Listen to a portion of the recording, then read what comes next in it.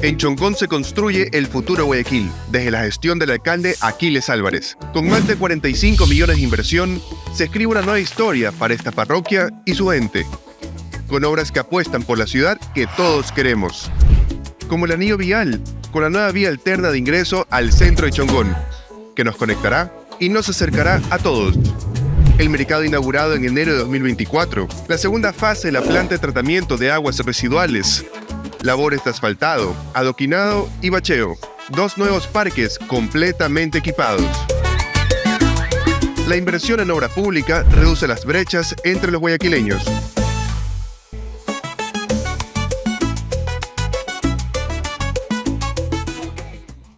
¿Qué tal, amigos del Purgatorio? Un fuerte abrazo para todos ustedes. Bienvenidos a este su espacio de entrevistas a personajes del ámbito público y privado. Continuamos convocando e invitando a los diferentes candidatos y candidatas a la Asamblea Nacional a propósito de este proceso del año 2025. Hoy tenemos a la licenciada Luisa Delgadillo Cobos, periodista y hoy postulante a la Asamblea Nacional por el Partido Social Cristiano para conocer sus propuestas en ejes como la crisis energética, la seguridad ciudadana y también la disminución del IVA. ¿Qué tal, Luisa? Un gusto. Bienvenida. Gracias, Jorge, qué gusto saludarte y de igual manera a tu respetable audiencia. Buenos días. Buen día. ¿Cómo se siente eso de estar del otro lado del puesto de entrevistador o entrevistadora? Bueno, sí, realmente es algo distinto. Debo confesarte que definitivamente es más cómodo estar de entrevistador que de entrevistada, pero es lo que toca de momento a estas alturas del partido, así que aquí estoy. Adelante. Enhorabuena. Bien, hablemos de la crisis energética. Cierto es que el gobierno ha empeñado todos sus esfuerzos con el fin de superar paulatinamente el asunto de los apagones. Hoy ya solo tenemos 2 horas diarias por las soluciones móviles termoeléctricas que se han adquirido. Sin embargo, lo de fondo sería observar quizás una reforma constitucional, según el Partido Social Cristiano, para que se pueda dar apertura a las concesiones en el sector privado. Claro que sí, así lo ha señalado nuestro candidato presidencial Henry Kronfle, como ocurre en Estados Unidos. Ahora, entendemos que aquello es un proceso, sin embargo, es el compromiso y la línea del Partido Social Cristiano de cara a poder dar una solución definitiva dentro de lo que se permita para poder superar el problema de la crisis energética en el Ecuador. Es importante también tener en cuenta que esta situación de la sequía es incluso mundial.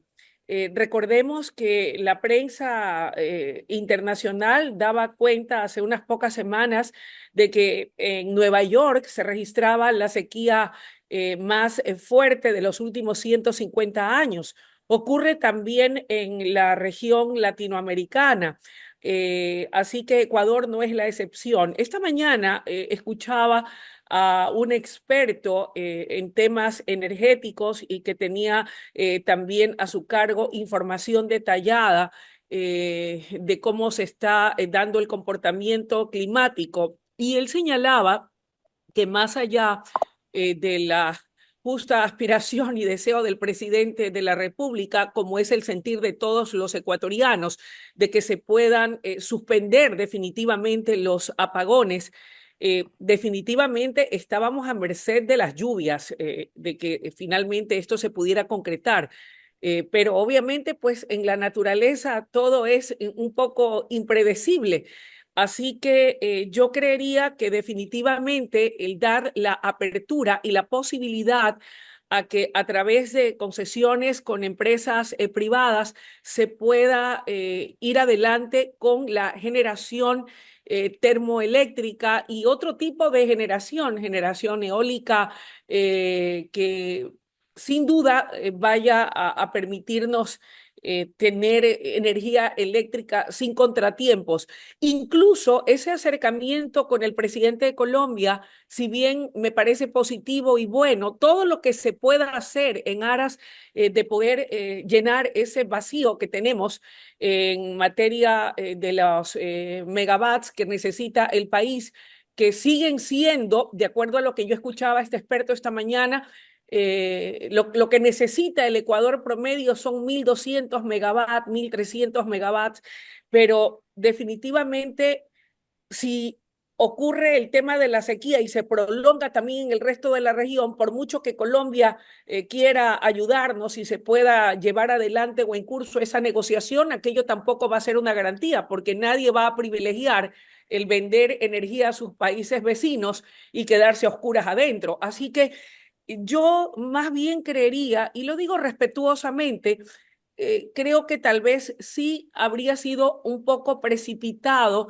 el pronunciamiento del presidente en ese compromiso de que no iban a haber más apagones a partir del 20 de diciembre y a los pocos días anunciar que iban a haber 15 días de recortes energéticos en el ámbito industrial, lo cual pues me dejó a mí un poco sin piso porque dije, ¿cómo es esto? Primero se dice que ya no van a haber apagones a partir del 20, pero a los pocos días se anuncia de que sí habrían recortes y horarios de recorte de energía a nivel industrial. Entonces, yo sí creo que ha sido un poco precipitado porque más allá de las buenas intenciones y del anhelo de que finalmente los recortes energéticos queden suspendidos, estamos a merced de la naturaleza y de que las empresas con las que se ha contratado la reparación de parte del parque termoeléctrico y de la implementación de la generación de la energía a través de las barcazas, finalmente se concrete. Y los ofrecimientos que hicieron estas empresas tampoco se han cumplido. La propia ministra del Ambiente señalaba que, pues, a pesar de las buenas intenciones y de las agendas y de las acciones implementadas por el Ejecutivo, habían sido inmediatas, al menos una vez que ella tomó posesión del cargo. Desgraciadamente, estas empresas no han cumplido con sus compromisos en los plazos estipulados. Ahora, Luisa, si bien la propuesta que ha anunciado el candidato a la presidencia por el PSC, el ingeniero Henry Kronfle, tiene que ver incluso con una consulta popular, porque él decía, si nos vamos por el lado de la asamblea, aquello no va a tener mucho futuro, ¿no? Hay quizás una propuesta legislativa desde el cuerpo de candidatos al Parlamento del PSC para ir actualizando la ley que incluso hace poco se tuvo que ampliar porque solamente había un techo de 10 megavatios para la autogeneración desde el sector privado. Jorge, efectivamente, en realidad incluso, al igual que todas las reuniones con los diferentes gremios de profesionales que hemos mantenido los candidatos a la asamblea por parte de la CES y aliados, nos hemos reunido también con profesionales del sector eléctrico y definitivamente para poder presentar una propuesta en firme que permita estar cubiertos y protegidos y actualizarla de acuerdo a las circunstancias que hoy vive no solamente Ecuador, sino el mundo. Hemos estado reuniéndonos con ellos para recoger todas las propuestas por parte de profesionales y no de gente improvisada. Y en base a eso poder actualizar una normativa legal acorde que permita mejorar la situación casa adentro y, ¿por qué no?, que permita también al sector es que haya gente improvisada o gente que haya sido parte de estos sindicatos, algunos de los cuales pueden ser de carrera y tal vez estén preparados, pero otros definitivamente no, y le han hecho mucho daño al sector y en la necesidad y en el deseo de avanzar. Así que ese también es un compromiso de las CES y aliados para que personas debidamente capacitadas y preparadas sean las que estén al frente de un sector tan vital e importante para el progreso del país, para nuestra economía, como es el sector energético.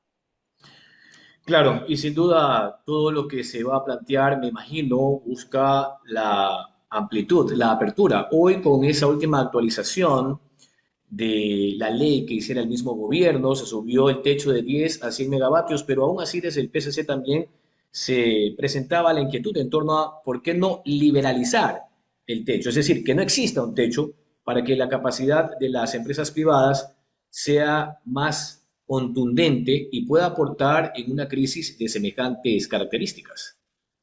Coincido y respaldo, no solamente como ciudadana, sino también como parte del grupo o del equipo de candidatos que en este caso aspiramos a llegar a la Asamblea Nacional con esa propuesta de nuestro candidato presidencial, Henry Kronfle. Me parece que definitivamente, ¿por qué poner un tope o un techo si definitivamente al abrirlo, al liberalizarlo, se podrá tener energía incluso no solamente para abastecer nuestro consumo, sino también para nosotros poderla, ¿por qué no?, comercializar y vender a nuestros países vecinos cuando se presenten situaciones como estas. Ahora, hay un detalle que no quiero dejar de citar o de mencionar, y es el hecho cierto de que no pretendo, y no es la intención del partido, responsabilizar al gobierno nacional de todo el abandono que per se durante décadas ha tenido el sector eléctrico, pero sí creemos que hay parte de responsabilidad en el tiempo que se ha esperado, ya casi 10 meses en el gobierno y recién hace poco es donde se han acometido en acciones para poder de alguna manera enfrentar esta crisis que incluso nos llevó a horarios de cortes de energía de entre 12 y 14 horas, algo increíble y que ha tenido un grave impacto no solamente en la economía, sino en la cotidianidad de nuestras vidas y de nuestras familias, pero sí, sobre todo en el ámbito económico, porque definitivamente esto tiene un efecto cascada, un efecto dominó para el sector industrial, para el sector comercial, puesto que al no contar con el suministro de energía eléctrica, impacta en las finanzas de cada empresa, obliga a despidos, obliga a dejar de producir y todo lo que ello conlleva es lamentable. Entonces, que no nos digan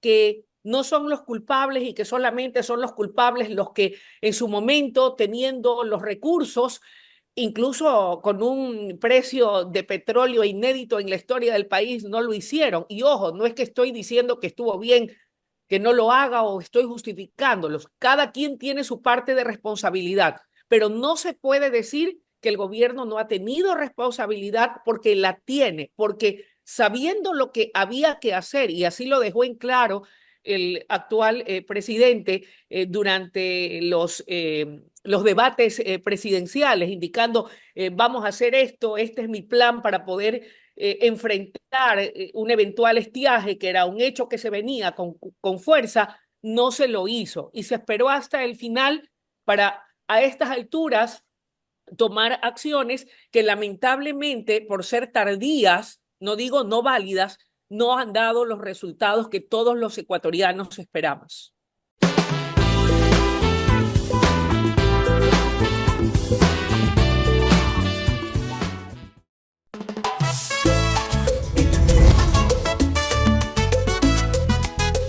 En Chongón se construye el futuro Guayaquil, desde la gestión del alcalde Aquiles Álvarez. Con más de 45 millones de inversión, se escribe una nueva historia para esta parroquia y su gente, con obras que apuestan por la ciudad que todos queremos, como el anillo vial, con la nueva vía alterna de ingreso al centro de Chongón, que nos conectará y nos acercará a todos. El mercado inaugurado en enero de 2024, la segunda fase de la planta de tratamiento de aguas residuales, labores de asfaltado, adoquinado y bacheo, 2 nuevos parques completamente equipados. La inversión en obra pública reduce las brechas entre los guayaquileños.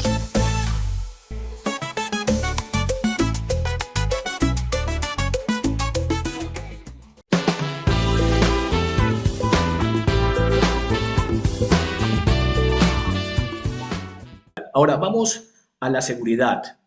Todo esto que vive el Ecuador, Luisa, y tú como profesional, como comunicadora y periodista, pudiste palpar, ¿no? En los últimos 10, 15 meses, que a pesar de la declaratoria del estado de conflicto armado interno y la constitución de fuerzas especializadas como la FICE, que es la Fuerza Investigativa contra la Extorsión, como la FIAC, que es la Fuerza Investigativa Anticriminal, los índices siguen siendo elevados. Esos índices en el caso de secuestro superan los 2.000 casos en el año 2024 y por el lado de la extorsión vía vacunas, más de 10.000 casos. ¿Qué es lo que plantearía el PSC desde el Parlamento para que se pueda materializar finalmente una acción contundente? no se pueden tomar acciones aisladas.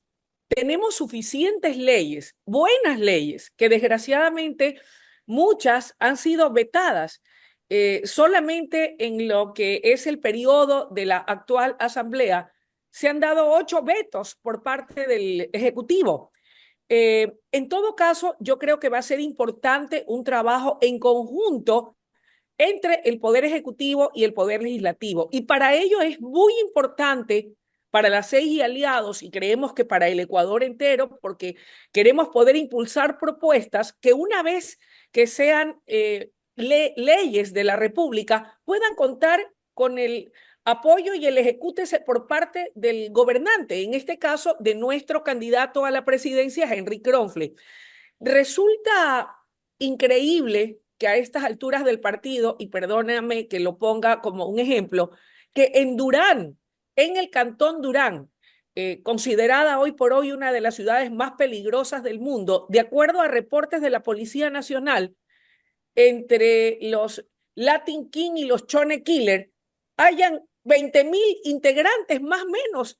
Imagínate tú, algo increíble, nos cuesta creerlo, es una realidad dolorosa y lacerante, pese a las incursiones y a las intervenciones que ha implementado el gobierno nacional. Yo no quiero desmerecer ni desconocer todo lo que se ha hecho, pero definitivamente creo que el Plan Fénix no nos ha permitido todavía ver esos resultados que anhelábamos y esperábamos todos los ecuatorianos, sobre todo luego de sendas incursiones exclusivamente en el Cantón Durán. Sí, es verdad que hay algunos índices que se han reducido, pero a mí me apena muchísimo lo que ocurre en ese cantón. Creo que además de las incursiones y de las acciones de la fuerza pública, deben haber también soluciones de carácter integral en los que debe acometer el Poder Ejecutivo, garantizando una mejor calidad de vida para todos los ecuatorianos, que hoy por hoy, y lo hemos comentado siempre, lo comentábamos juntos en el canal y es el sentimiento de los ecuatorianos en general, y así lo puedo palpar en cada uno de los barrios en donde la gente se siente completamente abandonada y desatendida. En barrios populares y calientes o zonas calientes de Guayaquil, en donde luego de que se iniciara este gobierno, no han vuelto a pisarlos y nunca más han vuelto a ir, en donde hay carencias muy grandes en el ámbito de obra pública, en el ámbito de la salud, en el ámbito de la educación, en el ámbito de las oportunidades de trabajo. Entonces, ¿qué se puede esperar? A los jóvenes no les queda otra opción que, pues, definitivamente aceptar el ser seducidos por estas mafias criminales para invitarlos a ser parte de sus filas, porque al no tener oportunidades de trabajo, al no poder escoger una carrera que puedan estudiar, la que ellos aspiran, al no tener ningún tipo de incentivo que no sea más allá de en los últimos 3 meses del año regalarles $400, cuando tú y yo sabemos, Jorge, que no logras valorar y aquilatar aquello que no has sudado y aquello que no has trabajado. Entonces, yo creo que por ahí no está la solución o la salida. Te decía en todo caso que la propuesta de la CEI y aliados apunta a contrarrestar con mano de hierro, con mano firme, con mano dura a la delincuencia y al crimen organizado. Yo en lo personal, y yo creo que también es el sentir de muchos ecuatorianos, déjame decirte que no lo he conversado con los demás integrantes del partido, y esto no lo digo a título del partido, lo digo como una ciudadana más.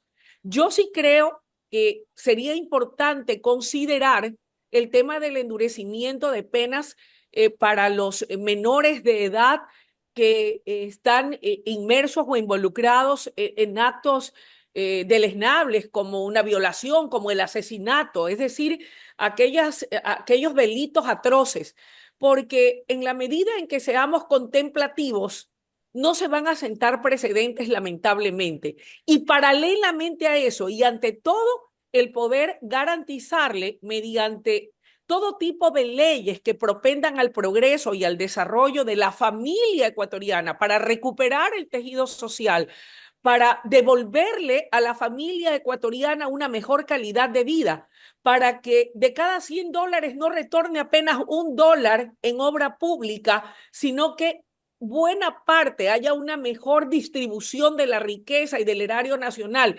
Pues este presupuesto de más de 35 mil millones de dólares está conformado por el dinero de todos los ecuatorianos con el pago de sus impuestos y sus aportes. Yo creo que con soluciones integrales y con mano dura y mano de hierro en contra de la delincuencia, vamos a poder enfrentar esta problemática que hoy por hoy tiene a los ciudadanos de bien tras las rejas, tratando de protegernos de las extorsiones, de las vacunas, de los asesinatos, y a los delincuentes delinquiendo libremente, y entre ellos, dolorosamente, a muchos jóvenes que solo en el caso de Durán suman 20.000 que son parte de dos peligrosas pandillas y bandas de jóvenes que también operan desde el interior de los centros carcelarios, particularmente de la regional de Guayaquil. Bien, estamos con Luisa Delgadillo, candidata a la Asamblea Nacional por el Partido Social Cristiano.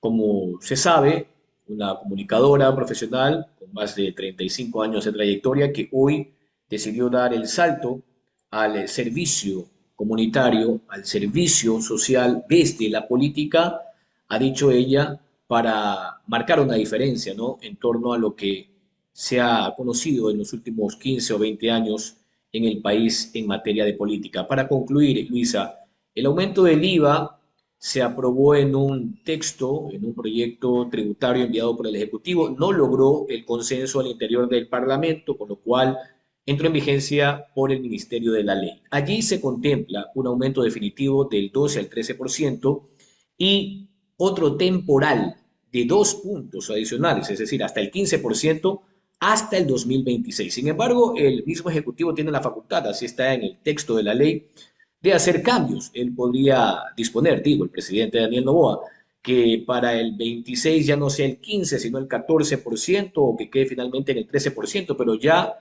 ha dispuesto que al menos para el 25 se va a mantener en el 15%. ¿Cuál es la propuesta del PSC en esa línea?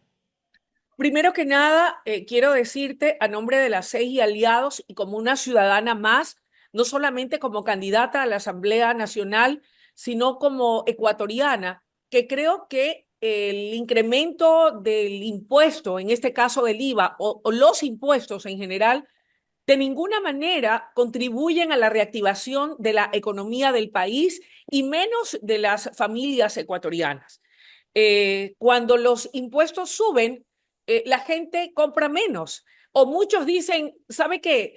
No me ponga el IVA, voy a pagar así nomás y no me cargue el impuesto al IVA. Y eso sí es que lo hacen. Al comprar menos, la economía y en este caso las empresas o el comercio venden menos y al vender menos su economía casa adentro también se contrae y consecuentemente estas empresas se ven orilladas a despedir a su personal, provocando mayor desempleo. La gente compra menos, la economía se deprime completamente. Así que creemos que el incremento de los impuestos no es la salida para poder mejorar la calidad de vida de los ecuatorianos. Y en ese contexto, la propuesta de las 6 y aliados, una de cuyas banderas rojas es precisamente el tema de los impuestos, y para ello está demostrado lo que han sido las administraciones social cristianas en aquellas ciudades y provincias donde han podido servir, como en el caso concreto de Guayaquil, en la alcaldía del abogado Jaime Nebot, 19 años,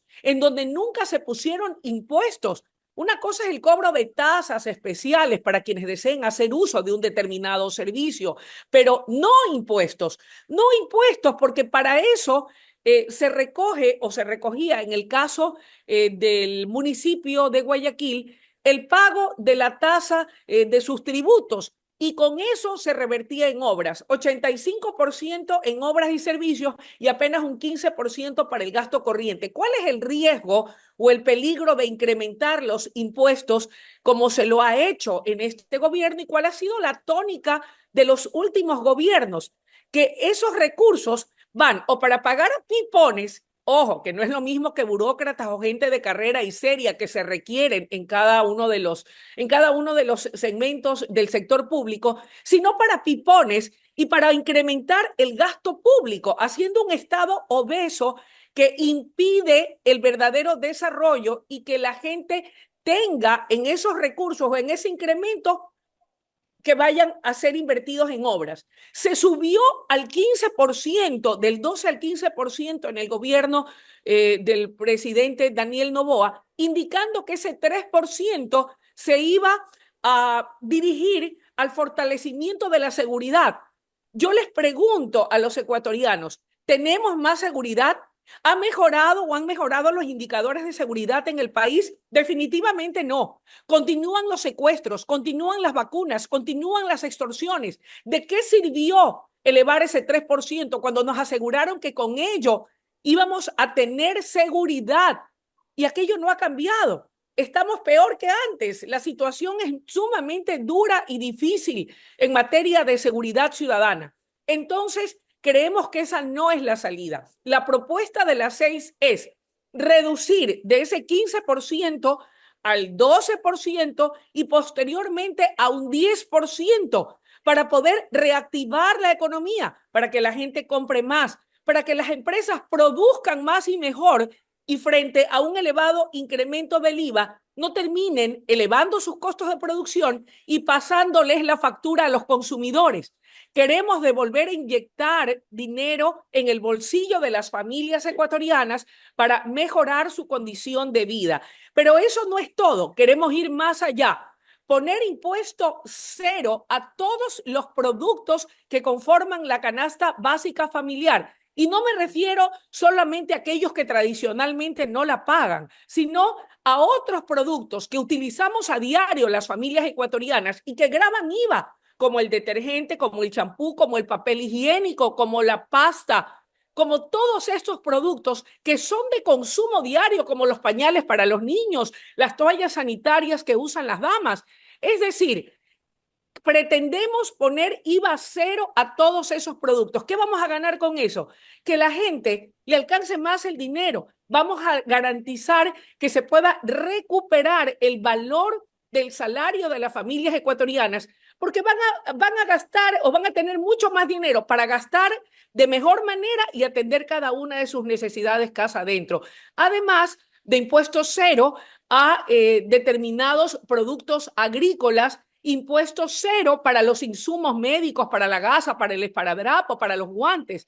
Además de un impuesto cero por 5 años, y esto es muy importante, al sector turístico, que es la industria que no contamina y que da trabajo a miles de familias en todo el Ecuador. Creemos que esa es la propuesta, no cargar de más impuestos al pueblo ecuatoriano que ya no da más. Hay recursos en el país. Tenemos un presupuesto de 35.500 millones de dólares más o menos. Si ese dinero se invierte en las familias ecuatorianas, estamos seguros que se va a reactivar la economía. Basta ya de priorizar el pago de la deuda externa por encima del pago de la deuda social. Queremos y nos comprometemos a ser un gobierno con rostro humano, con rostro solidario, un gobierno con corazón que piense en las grandes necesidades que tienen las familias ecuatorianas. Recuperemos primero a la familia y de la mano con ellos, con soluciones integrales que nos permitan contar con recursos para darles educación, salud, para generar obra pública. En un promedio, se me ocurre, de 40 a 60. Así es. ¿Verdad? Que pueda permitir la reactivación económica y generar plazas de empleo para las familias ecuatorianas, que no quieren dádivas, sino que quiere dignidad, mi querido Jorge. Muchas gracias. A ti, Luisa, muchas gracias. Ha sido un placer. Luisa Delgadillo, candidata a la Asamblea Nacional por el PCC. Hasta la próxima.